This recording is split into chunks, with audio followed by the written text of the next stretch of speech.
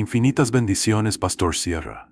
Hermosos y maravillosos mensajes como siempre. Un verdadero deleite escuchar la sagrada palabra que nos comparte. Que Dios lo siga bendiciendo, mi Pastor Manolo. Aunque no me conozca, decidí que usted será mi pastor. Profunda enseñanza, Pastor. Pido a Dios entendimiento y sabiduría para conocer y entender más de la bendita palabra. Doy gracias a Dios por sus enseñanzas tan sencillas y claras, de sana doctrina.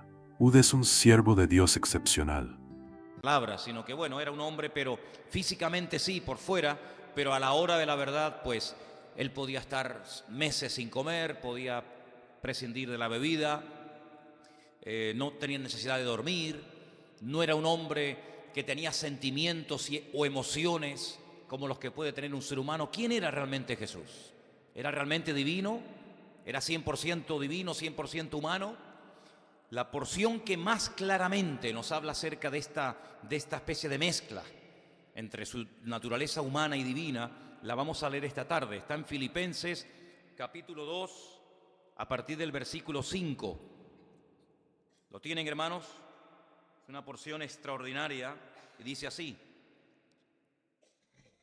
haya pues en vosotros este sentir que hubo también en Cristo Jesús, el cual, siendo en forma de Dios, no estimó el ser igual a Dios como cosa a que aferrarse, sino que se despojó a sí mismo, tomando forma de siervo, hecho semejante a los hombres, y estando en la condición de hombre, se humilló a sí mismo, haciéndose obediente hasta la muerte y muerte de cruz.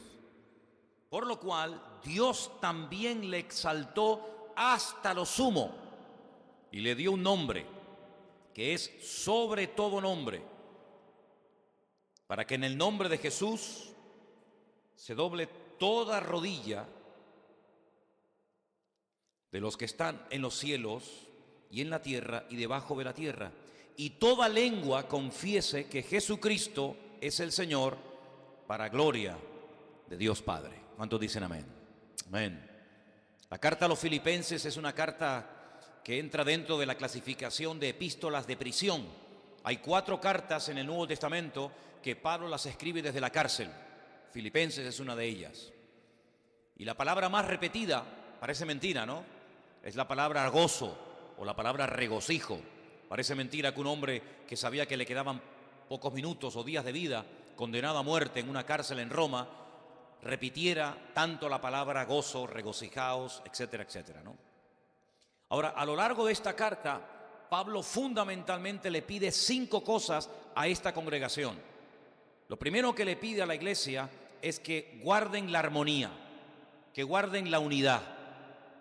Pablo es un hombre que insiste mucho en sus cartas y le pide mucho a los creyentes y a las congregaciones que él había fundado y algunas pastoreado, que sobre todas las cosas pelearan y lucharan siempre por mantenerse unidos, que en la unidad, como dice el refrán, está la fuerza, que por nada del mundo permitieran que problemas, diferentes opiniones, discrepancias, etcétera, rompieran la unidad del bloque de la iglesia. Y en la carta de Pablo a los Filipenses vais a ver que Pablo muchas veces insiste que hay que guardar la unidad, que hay que dejarse de peleas, de discordias, de dificultades entre los miembros. Una de las cosas que también Pablo le pide a los hermanos es que para mantener la unidad hay que negarse a sí mismo, hay que desprenderse del orgullo, hay que desprenderse de las vanidades, del deseo de destacar, de las ambiciones. Y eso es algo que él reitera y repite mucho a lo largo de esta carta y de otras que escribe. Él les dice que tenemos que apuntar a tener un corazón generoso, un corazón humilde, un corazón con espíritu de siervo, copiando, imitando el ejemplo que Jesús dio, no de ser servido, sino de servir a los demás, porque ahí está la grandeza del cristiano. También insiste mucho en que nuestro modelo, nuestro ejemplo a imitar es el Señor Jesucristo. Que no miremos a fulano o a mengano, que no miremos el ministerio de fulanito de tal o otro ministerio, sino que nuestro ejemplo y nuestra meta es el Señor Jesucristo. que mirándolo a Él, todo va a ir bien. En el momento en el que apartamos nuestra mirada del Señor y comenzamos a mirar al hombre con sus defectos y con sus virtudes, ahí comienzan los problemas y las divisiones y las desilusiones, etcétera, etcétera. Esta iglesia de Filipo fue fundada por el apóstol Pablo durante su segundo viaje misionero.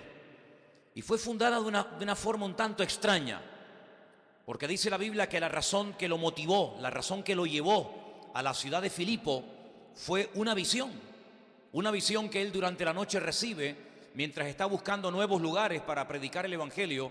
Dice que él intentó ir a un lugar llamado Bitinia y el Señor no se lo permitió, le cerró las puertas. Luego intentó ir a otro sitio llamado Misia y el Señor pues tampoco se lo permitió.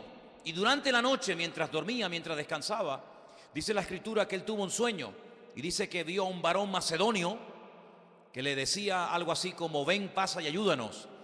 Y entonces él comparte la experiencia, él comparte la visión, y junto con Lucas y otros hermanos viajan a la ciudad de Filipo, y así es como empieza la iglesia. Era una ciudad que era una colonia romana. Es una ciudad que fue fundada en el año 368 antes de Cristo por un personaje llamado Filipo. Por eso la ciudad lleva su nombre, Filipo de Macedonia. ¿Saben quién era Filipo de Macedonia? Era el padre de Alejandro Magno. El padre de Alejandro Magno, el emperador del imperio griego. Y en esa ciudad Pablo se establece, pero cuando llega se da cuenta de que hay tan pocos judíos que no puede ir a una sinagoga y utilizar la sinagoga como plataforma para presentar el evangelio, sino que la gente se reunía a las afueras de la ciudad en un río. Y dice que él aprovecha, porque se entera de que junto al río hay un grupo de mujeres que se reúnen cada día para orar. Y Pablo va a ese lugar y les presenta a Cristo y les habla del Señor, y allí se convierte una mujer que vendía púrpura llamada Lidia. Y siguió yendo a ese lugar donde se celebraba la oración cada día a predicar la palabra, y en el encuentro le salía una joven que dice la Biblia que tenía espíritu de adivinación, y Pablo reprende a ese espíritu y esa chica es liberada de esa atadura espiritual, ¿verdad? Hay dones que no son dados por Dios, hay dones que a veces el diablo da a ciertas y determinadas personas que se ponen a su servicio y se autofinancian con el don, y dice la Biblia que producía una gran ganancia para los dueños, para los amos de esa chica. Esa chica fue liberada y también se convirtió, y a raíz de ese milagro, a raíz de esa intervención poderosa del poder de Dios, dice la Biblia que Pablo es puesto en prisión junto con un compañero llamado Silas, y a medianoche, mientras sus espaldas estaban ensangrentadas y llenos de heridas por la paliza tremenda que les habían dado, comenzaron a cantar, comenzaron a alabar al Señor. Dice que los presos oían, y de repente se produjo un terremoto impresionante en la cárcel, tan fuerte que dice que los cimientos de la cárcel se sacudían y todas las puertas se abrieron, las cadenas se soltaron de las manos de los presos, y cuando el carcelero, ciudadano romano, vio que todas las puertas de la cárcel estaban abiertas, dice que se quiso acostar sobre su espada y quitarse la vida, porque eso es lo que le esperaba al día siguiente a un carcelero si perdía algún preso. Pero Pablo gritó y dijo: no lo hagas, porque todos estamos aquí, nadie se ha escapado, todos estamos en este lugar. Le cae una convicción, un temor de Dios tan tremenda a este hombre, que dice: ¿qué tengo que hacer yo para salvarme? Y Pablo dice: cree en el Señor Jesucristo y serás salvo esta misma noche, tú y toda tu casa. Dice que esa misma noche se convirtió el carcelero con toda su familia, y dice que esa misma noche Pablo los bautizó. Así que así empezó la iglesia, con milagros, con prodigios y con maravillas. Y sabemos por la historia bíblica y por otras fuentes que durante 8 años Lucas se quedó allí, Lucas, pastoreando la congregación en Filipo. Todo esto lo podéis ver en el libro de los Hechos, en el capítulo 16. Esta iglesia nació durante el segundo viaje misionero del apóstol Pablo. Pablo se marcha, se va a otro lugar, se va a Tesalónica a predicar el evangelio, permanece allí 3 semanas y después se va a otro lugar, y así continuó durante toda su vida. La iglesia comenzó a sufrir persecuciones tremendas, y Pablo, aproximadamente entre el año 63, 64 años después de haber establecido la iglesia en Filipo, Les escribe una carta a los hermanos y a través de ella intenta animarlos.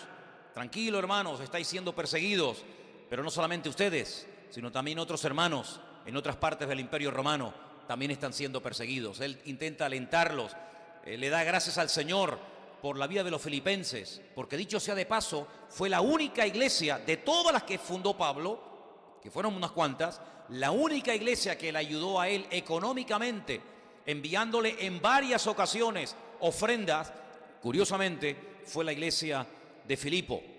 Y Pablo nuevamente comienza a hablar acerca de la unidad. Se entera de que hay dos hermanas, que mira por donde la Biblia nos dice cómo se llamaban: Evodia y Síntique. Dice que había algo entre ellas.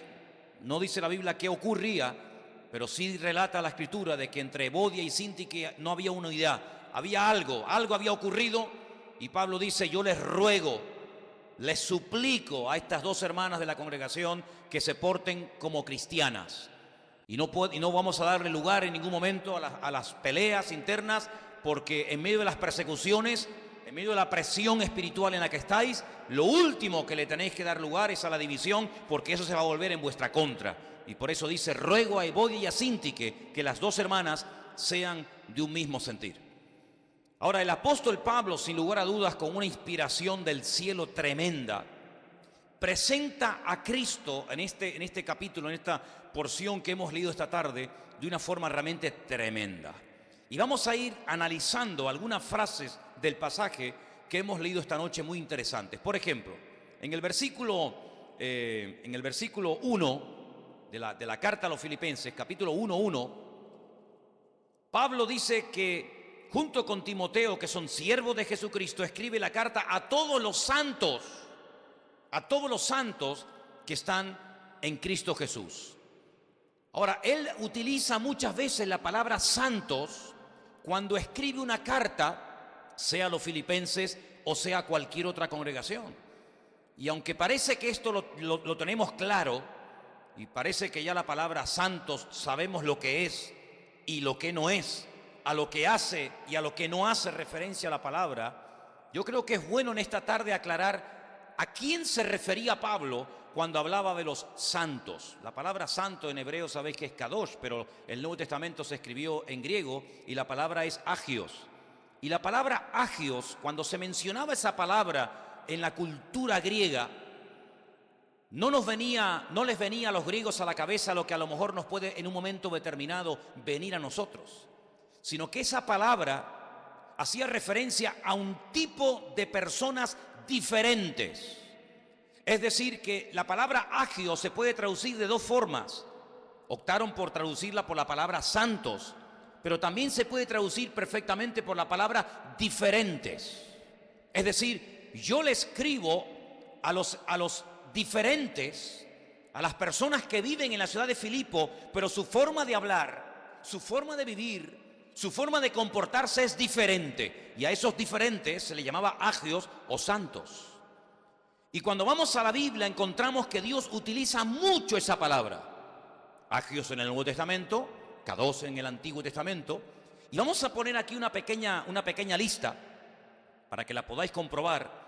Y vamos a leer algunos versículos para que veáis con qué sentido se emplea la palabra santo o diferente, a qué se refiere y a quién se dirigen esas palabras. Tenemos, por ejemplo, a los sacerdotes. Los sacerdotes del Antiguo Testamento se les llama agios o kadosh o diferentes o santos. El versículo de Levítico 21:6, quiero que presten atención, porque ahí aparece esa palabra santo o diferente. ¿Quién la tiene?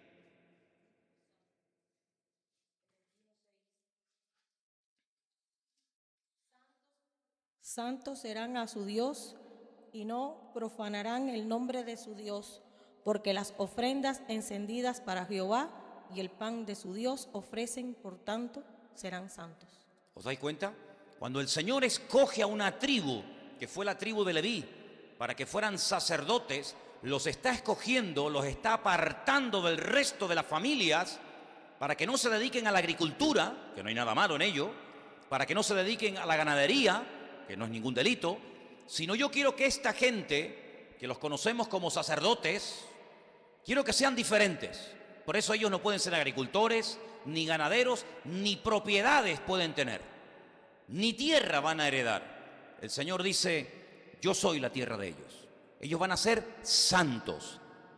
Si le choca la palabra santos por el contexto del cual venimos, ponga la palabra diferentes. Por eso los sacerdotes vestían diferente. Tú veías a un sacerdote y lo reconocías automáticamente, porque su forma de vestir, su forma de orar, su forma de comportarse, su familia, sus hijos, eran completamente diferentes a uno de la tribu de Rubén, o de la tribu de Manasés, o de la tribu de Isaacar o Zabulón. Por eso los requisitos que tenían que cumplir los sacerdotes, los diferentes, están estipulados en la palabra. Por ejemplo, una persona de la tribu de Rubén podía tener un defecto físico, o podía tener un problema en el matrimonio. No era lo correcto, pero podía tenerlo, o con una de sus hijas. Los sacerdotes no. Las exigencias, el listón se le ponía tan alto a los sacerdotes, porque el Señor ha declarado en ese texto que hemos leído esta noche que ellos tenían que ser un pueblo, una gente diferente totalmente del resto del pueblo. Y esa es la palabra que se emplea, kadosh o agios en el Nuevo Testamento. Pero no solamente acerca de los sacerdotes, sino de una parte de la economía, una parte del dinero que la conocemos como el nombre de diezmo, también se emplea esa palabra. Y vamos a leer en Levítico 27:30 y también en el versículo 32. Adelante. Y el diezmo de la tierra, así de la simiente de la tierra como del fruto de los árboles, es de Jehová, es cosa dedicada a Jehová. Y el 32 dice, y todo diezmo de vacas o de ovejas, de todo lo que pasa bajo la vara, el diezmo será consagrado a Jehová. Es decir, lo que ellos iban a consagrar al Señor, lo que ellos iban a apartar para el Señor, dice que tenía que ser santo, es decir, diferente. La utilización que se le daba a esa parte del dinero era completamente diferente al resto que le quedaba a la persona. Usted era ganadero y ese año usted había tenido el privilegio de ver a sus ovejas parir y habían parido 1000 corderos. 100 eran diferentes. La utilización, el destino de esos 100 corderos era diferente. No se podía comer, no se podía vender, no se les podía vender, no se podía cambiar como una especie de trueque, ¿verdad?, por otra mercancía, sino que tenía que ser santo, es decir, diferente, algo distinto. No solamente en cuanto a las personas, sino también en cuanto a las cosas. Algunas cosas se les llamaba diferentes o sagradas o santas. Tenemos, por ejemplo, una parte del templo de Jerusalén o del tabernáculo que también se le llamaba un lugar diferente, un lugar santo, un lugar distinto. Lo vamos a ver en Éxodo 26:33, por favor. Y lo pondrás sobre 4 columnas de madera de acacia cubiertas de oro, sus capiteles de oro sobre basas de plata. Y pondrás el velo debajo de los corchetes y meterás allí del velo adentro el arca del testimonio. Y aquel velo os hará separación entre el lugar santo y el santísimo. ¿Os dais cuenta? Dios separa las cosas. Nosotros tenemos que también aprender a separar lo que es de Dios y lo que no es de Dios. No hay nada peor que mezclar y bueno, todo vale, no importa. No. El apóstol Pablo es muy estricto en esto. Cuando él dice, la luz no se puede juntar con las tinieblas. Una cosa es la luz y una cosa son las tinieblas. Una cosa es un inconverso y otra cosa es una persona convertida, siervo de Dios. Y no puede haber comunión entre una cosa y otra cosa.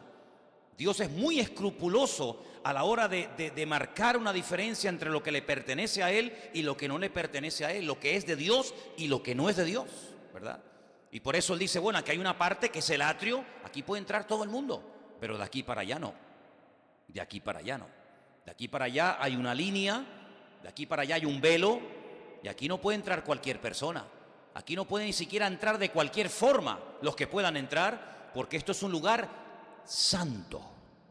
Y si ustedes se acostumbran a moverse en la santidad, podrán entrar a un nivel superior que es el lugar santísimo, Así que vemos cómo Dios a las personas, en este caso los sacerdotes, aparte del patrimonio del pueblo, y también a lugares los llamaba santos o diferentes. Y finalmente tenemos también a una nación, a un pueblo, que es el pueblo de Israel, y lo que hace el Señor es apartar a esta gente, separarlo del resto de las naciones y darle unas leyes totalmente diferentes a las que tenían los otros pueblos que rodeaban a Israel. Por ejemplo, los animales que sacrificaban los israelitas a Dios eran los animales sagrados para las naciones que les rodeaban, y a la inversa igual, lo que era inmundo para ellos, para los hijos de Israel, era santo. Si Dios siempre ha marcado una diferencia, todos tenían que vestir diferente, hablar diferente, adorar diferente, porque el Señor dice: yo a ustedes les he escogido como una nación diferente, una nación santa. Vamos a leerlo. Tenemos dos textos. Éxodo 19:6, por favor. Y vosotros me seréis un reino de sacerdotes y gente santa. Estas son las palabras que dirás a los hijos de Israel. Y Levítico 20:26. Habéis pues de serme santos, porque yo Jehová soy santo, y os he apartado de los pueblos para que seáis míos. Es decir, así como yo soy un Dios diferente, yo no me parezco en nada a Moloc, Dios no se parece en nada a Milcón o a Baal, así como yo soy un Dios diferente, vosotros también, por seis mis siervos, tenéis que ser un pueblo completamente diferente. Ahora, ¿esto era algo para la antigüedad? ¿O esto es algo que está en pleno vigor? Totalmente en pleno vigor, hermano. Nosotros, dice el Señor, vivimos en este mundo, pero no somos de este mundo. Nuestra forma de hablar, nuestra forma de comportar, nuestra forma de vestir, las modas del mundo, las costumbres del mundo, las tradiciones del mundo, a nosotros no nos tienen que seducir, ni arrastrar, ni llamar la atención, ni condicionar nuestro estilo de vida. ¿Por qué? Porque somos gente diferente. Somos gente santa. Vais a ver que cada año se ponen cosas de moda y muchas personas entran en esa moda, y al año siguiente es otra, y al año siguiente es otra, pero el pueblo de Dios no tiene que ir adaptándose a los tiempos, sino tiene que aceptar que es un pueblo diferente, es un pueblo distinto. Nuestra forma de hablar es diferente, ¿sí o no? Totalmente, espero que sí. Nuestra forma de comportarnos, nuestras costumbres, nuestros hijos, nuestros jóvenes, nuestros niños, nuestras costumbres, tanto dentro como fuera de casa, son completamente diferentes, y eso es lo que significa ser santo. Una persona distinta, una persona diferente, que marca una diferencia, que a la legua se sabe que esa persona es adorador de un Dios diferente, de un Dios vivo, que ha transformado nuestro lamento en baile. ¿Cuántos dicen amén?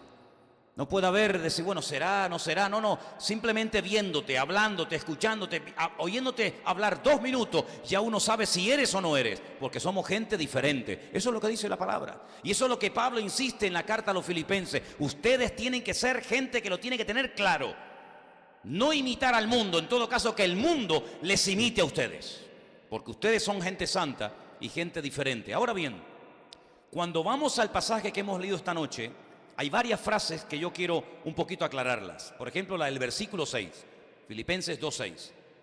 Dice que Cristo, siendo en forma de Dios, evidentemente esto es una pésima traducción, pero terrible traducción. ¿Cómo que Cristo tenía la forma de Dios? ¿Es que Dios tiene forma? Si tiene forma, tiene medida. Si tiene medida, tiene una limitación.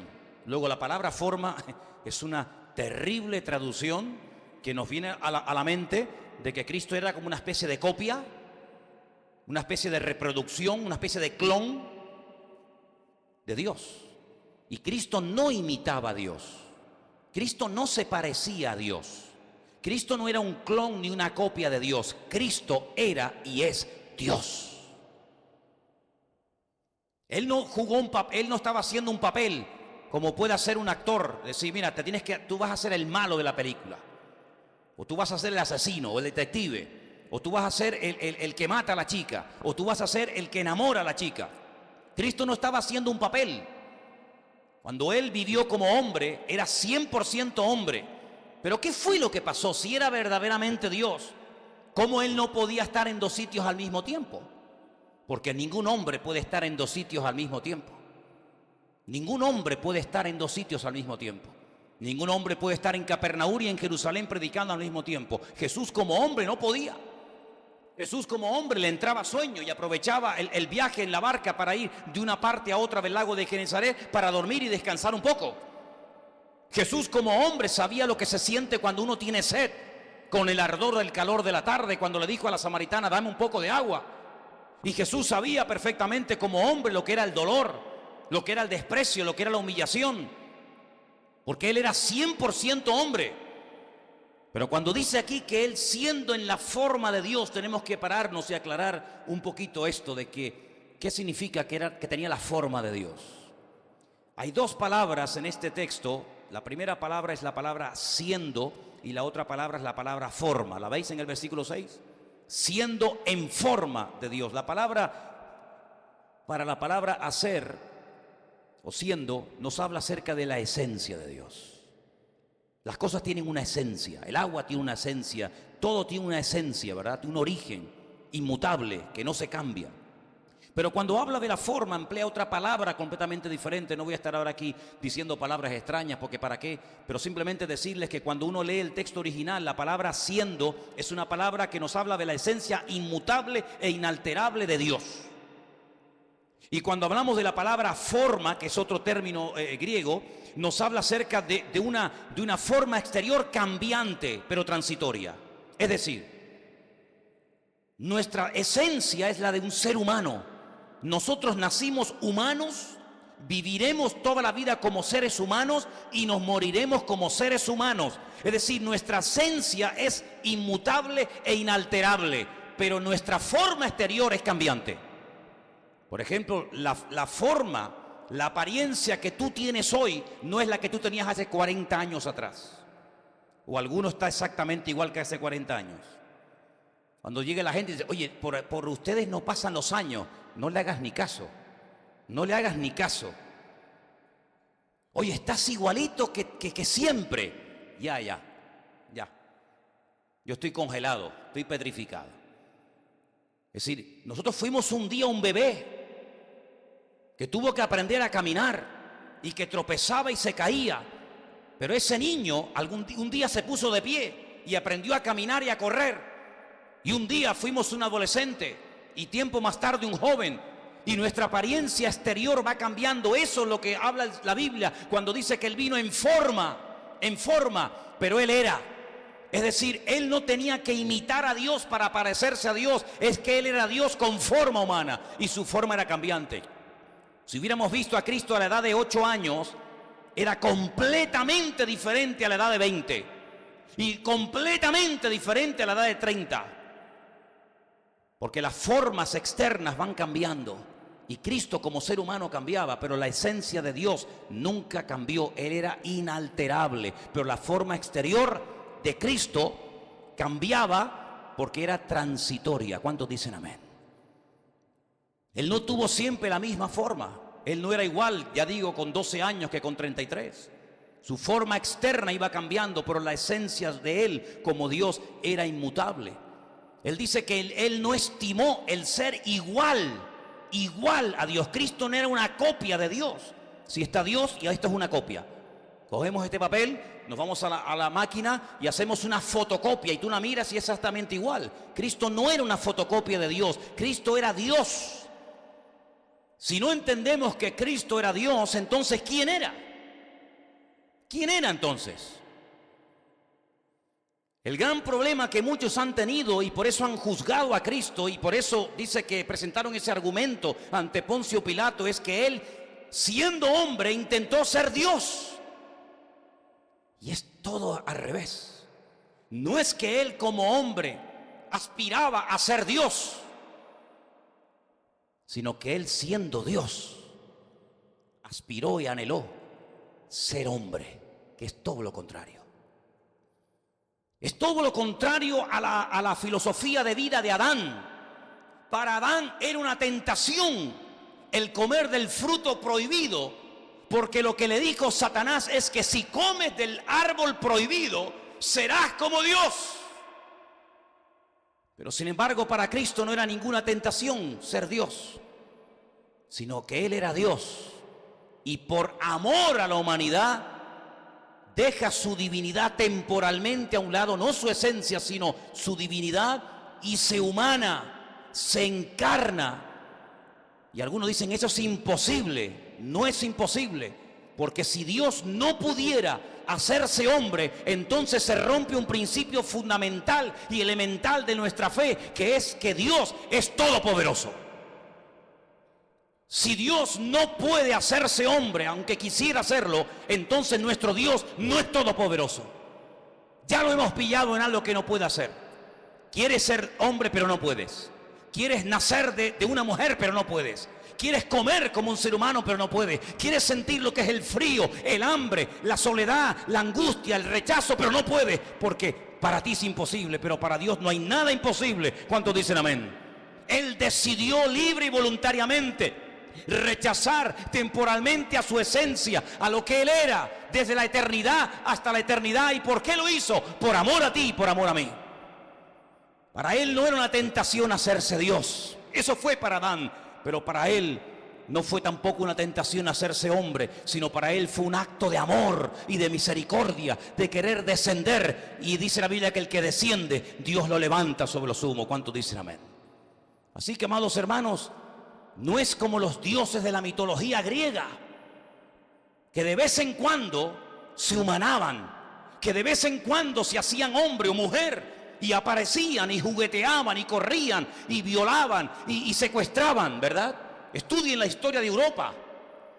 Estudien a Europa. Es una de las mitologías de los griegos. Pero ellos nunca perdían sus privilegios. Ellos eran dioses que se humanaban cuando les interesaba, pero cuando no les interesaba volvían otra vez al Olimpo de los dioses. Jesucristo no. Jesucristo dice que tomó forma de hombre, y como hombre tenía la elección de poder escoger qué tipo de vida vas a vivir. Puedes nacer como rey, puedes nacer como príncipe, puedes nacer como soldado, puedes nacer como sacerdote, puedes nacer como cruel. ¿Qué forma vas a escoger? Porque es una decisión que solamente Él podía tomar. Yo no pude escoger el sexo, no pude escoger si nacería hombre o mujer. Alguien tomó esa decisión por mí. Yo no pude escoger a mis padres, Dios los escogió por mí. Yo no pude escoger la hora, el día, la fecha y el lugar de mi nacimiento, pero Él sí lo podía escoger desde antes de la eternidad. Desde antes de la fundación del mundo, Él escogió a los padres, el lugar, la vida, la muerte, la resurrección. Él lo escogió todo. ¿Y qué forma escogió? La de siervo. Señor, la de siervo. Pero si durante toda la eternidad te hemos estado sirviendo a ti, los arcángeles, serafines, querubines y ángeles, todo ha sido creado por ti y para ti. Si hemos sido creados y diseñados desde antes de la fundación del mundo para servirte a ti, ¿cómo tú ahora te haces menos que un ángel y te pones a servir a los demás? Por una simple razón, porque Dios es amor. Y no se pudo bajar más. Si tú hubieras podido elegir el lugar de tu nacimiento, ¿cuál hubieras escogido?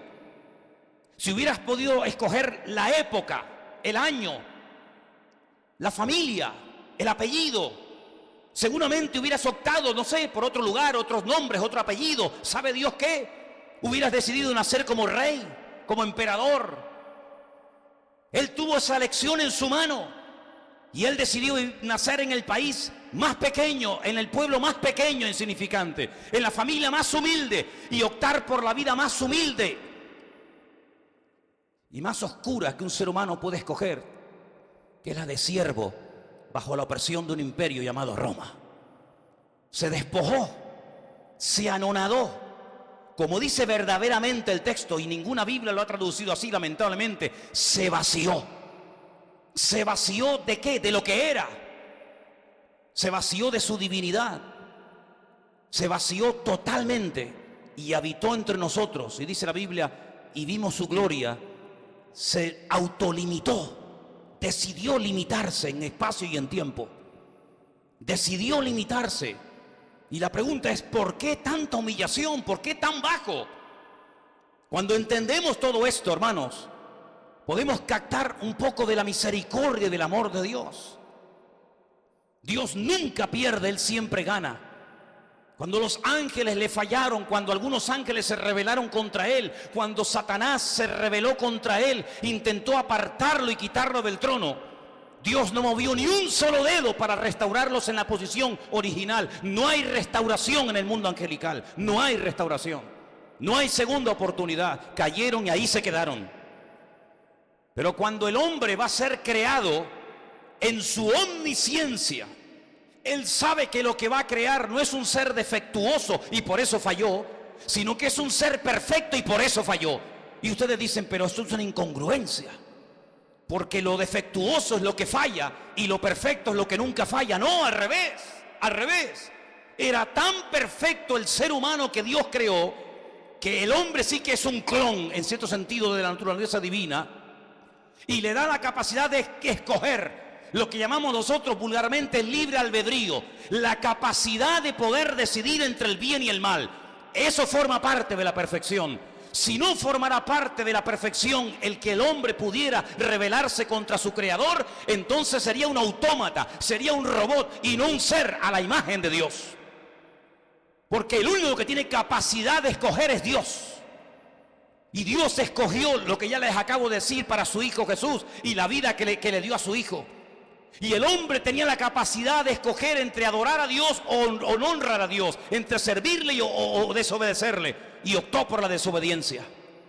Porque para él, como dije hace un instante, era una tentación subir, escalar y llegar a ser Dios.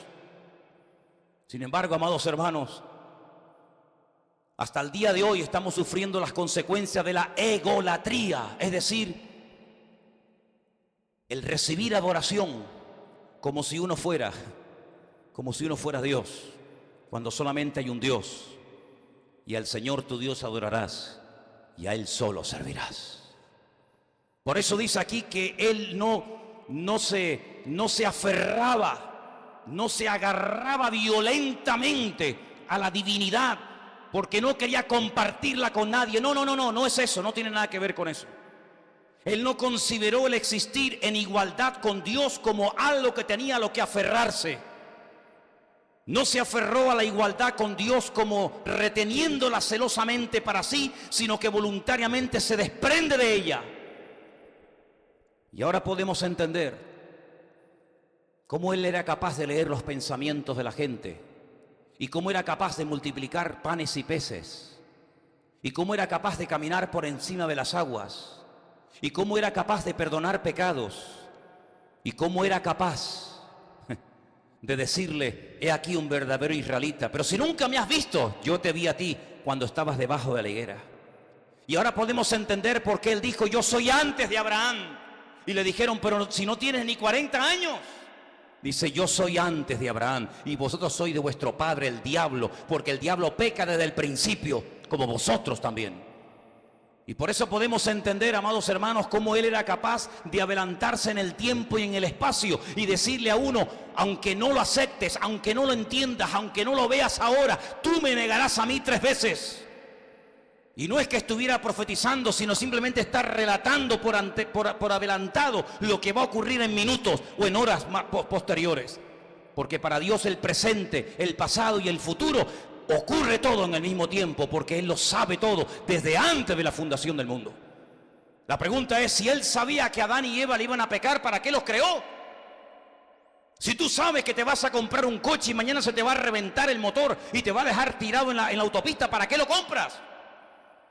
Nosotros solemos tantear las cosas antes de comprarlas, sobre todo las mujeres.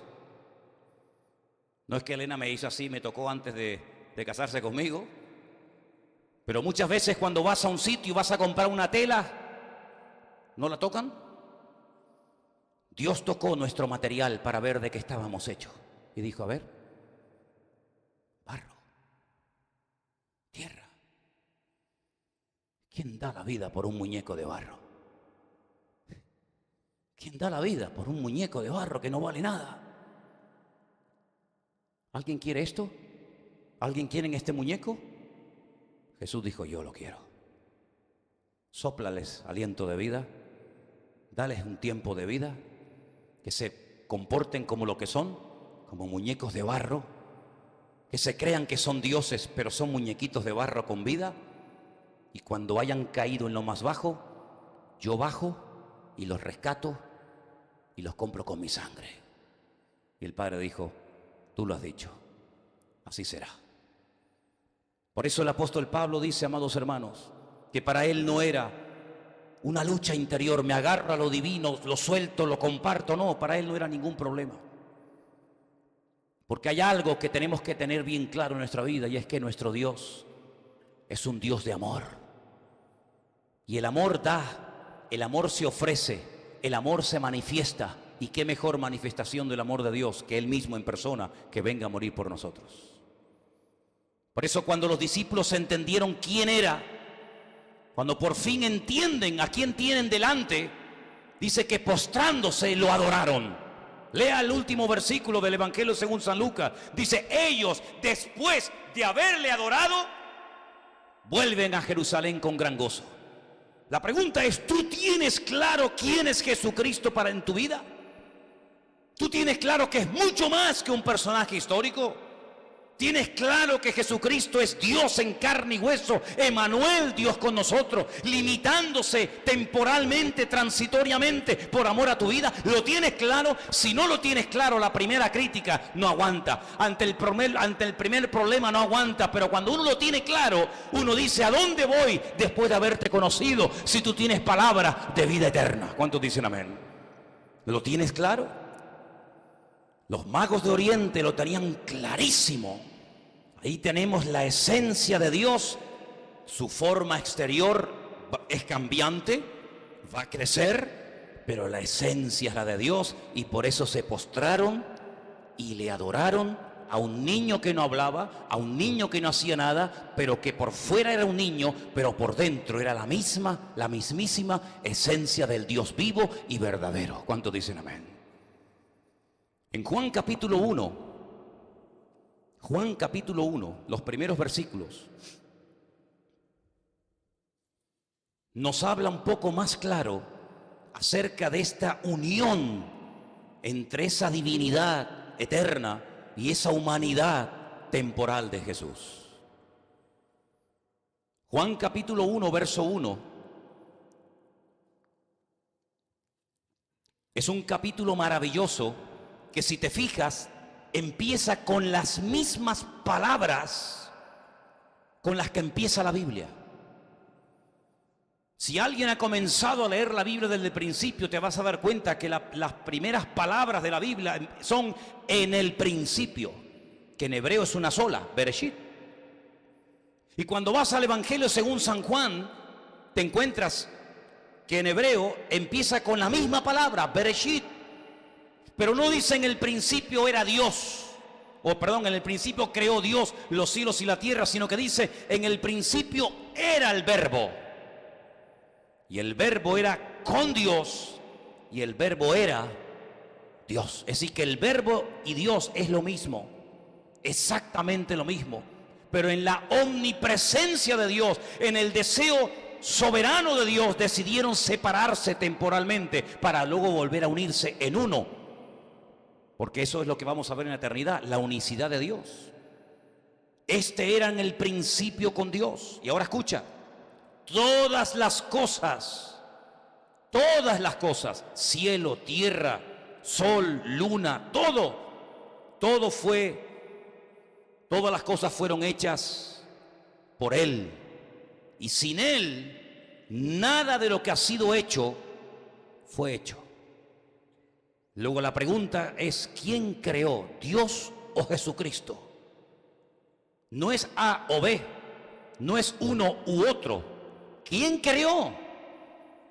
Génesis 1:1 dice, en el principio Elohim, Dios fue el que creó. Y Juan me dice que Él fue el que creó. Entonces los dos no son dos, son uno. ¿Cuántos dicen amén? Y en Él estaba la vida, y la vida era la luz de los hombres. A veces dice la gente, pero si hasta el cuarto día no hubo sol. Pero dice la Biblia que Dios creó la luz, que había luz. ¿Qué luz había? La de Él. La luz de Dios era la que iluminó el mundo, hasta que en el cuarto día crea una luz limitada, como fue la luz del sol. Pero la luz que brilló desde siempre, desde la eternidad hasta la eternidad, es la luz de Dios. En nuestra mente decimos, ¿cómo puede haber luz si no fue creado el sol hasta el cuarto día? Pero sin embargo dice la Biblia que Él es la luz. Y esa era la luz que iluminaba a los hombres. La luz en las tinieblas resplandece. Claro, veis en Génesis que en una parte había tinieblas y en otra parte había luz. Claro, donde Él estaba, donde Él está, siempre hay luz. Donde Él no está, hay tinieblas y oscuridad. La luz resplandece, las tinieblas no prevalecieron contra ella. Y ahora dice, hubo un hombre enviado por Dios, el cual se llamaba Juan. Este vino por testimonio para que diese testimonio de la luz, a fin de que todos creyesen en él. ¿No te das cuenta que hay como una palabra sinónima, luz y él? Es lo mismo, él o la luz es lo mismo. Jesús dijo, yo soy la luz del mundo. Y dice que él vino para dar testimonio de la luz, es decir, de él, del Señor Jesús, a fin de que todos creyesen por él. No era él la luz, sino para que diese testimonio de la luz. Aquella luz verdadera que alumbra a todo hombre venía a este mundo. En el mundo estaba y el mundo por él fue hecho. Gloria a Dios. Pero el mundo no le conoció. Algunos citan este versículo siempre en plural y lo citan mal. Espero que ustedes no cometan esa gravísima equivocación. Dice, a los suyos vino, y no dice eso la Biblia. No dice a los suyos, dice a lo suyo. Una cosa es que yo venga a lo mío y otra cosa es que venga a lo vuestro. No vino a los suyos, vino a lo suyo, a lo que tenía que hacer, a eso vino. Y los suyos no le conocieron, no le recibieron. Mas a todos los que le recibieron, a los que creen en él, les dio una autoridad, un poder, un título. ¿Cuál es? Hijos de Dios. Hijos de Dios. Es que ese título antes lo tenían otros. Cuando ustedes van al libro de Job, ustedes se van a dar cuenta que a los ángeles en el principio se les llamaba hijos de Dios. Pero ahora eso se acabó. Porque como dije el otro día, Dios no cambia, pero su relación con los hombres sí. Dios pasó de un contrato a un pacto. Y por eso a ustedes que antes yo los trataba como hijos, no, ahora hijos míos son los que me reciben y los que creen en mí. A eso solamente. Los cuales no son engendrados de sangre, ni de voluntad de carne, ni de voluntad de varón, sino de Dios. Y termino con el verso 14. Y aquel verbo, aquella palabra, dice otra versión de la Biblia, fue hecha carne. Y habitó entre nosotros. Vimos su gloria, gloria como del unigénito del Padre, lleno de gracia y lleno de verdad. Dios dijo que el hombre sería hecho a su imagen y a su semejanza. Los atributos que Dios le impartió al hombre son atributos que solamente los tiene Dios, y Dios se los impartió al hombre, no a ninguna bestia, no a ningún animal. Cuando el Señor Jesucristo viene, que es la imagen del Dios invisible, tomando forma humana, Él, como dije antes, no tiene que imitar cómo vive un hombre, cómo camina un hombre, sino que Él era 100% hombre, pero nunca dejó su esencia divina. Por eso dice la Biblia que cuando pensaban que habían acabado con Él y lo enterraron durante 3 días y 3 noches en el vientre de la tierra, como estuvo Jonás el profeta, Él descendió a las partes más profundas de la tierra. Porque el cascarón, su parte externa, su forma externa cambiante y efímera, cambiaba. Pero Él como Dios es eterno y nunca muere. Porque Dios es el autor de la vida. ¿Cuántos dicen amén? Y por eso dice la Escritura, si Él vive, nosotros también viviremos con Él. Así que ya sea que vivamos o muramos, somos del Señor. Porque la vida, la esencia de Dios está dentro de nuestros corazones. Y por eso, amados hermanos, cuando Pablo dice que Él, siendo igual a Dios, no se agarró a esos atributos divinos para decir no bajo, no vengo, sino que dice que se despojó, se anonadó. La pregunta es, ¿por qué tanto sacrificio? ¿Qué pretendía el Señor? Volver a recuperar las ovejas perdidas para que tengamos la opción de volver a conectarnos con la fuente de la vida y a través de Él tener la vida eterna. ¿Cuántos dicen amén?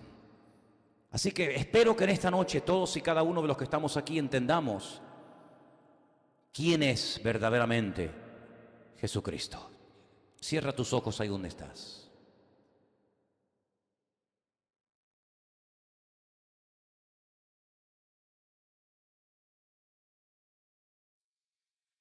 Hay sectas en el mundo que le enseñan a sus miembros que si se portan bien y superan una serie de obstáculos, llegarán a convertirse en dioses. Increíble. Satanás le propuso a Adán y a Eva que a través de la desobediencia, a través del quebrantamiento de la palabra de Dios, podrían llegar a convertirse en dioses. Es decir, el camino para ser Dios es la desobediencia. El camino para llegar a ser dioses era rechazar al verdadero Dios. Y el hombre en su ingenuidad optó por creerle al diablo. Y cuando sus ojos fueron abiertos, se dio cuenta de que Satanás lo había engañado. Todas las tentaciones y ofertas del mundo son formas de seducirte y de arrastrarte y apartarte de la verdad al camino de la mentira.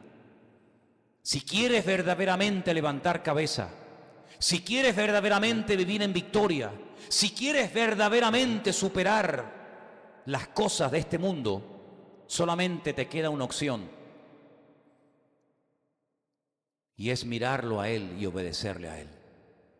Porque mirándolo y obedeciéndole a Él, tendremos su vida dentro de nosotros.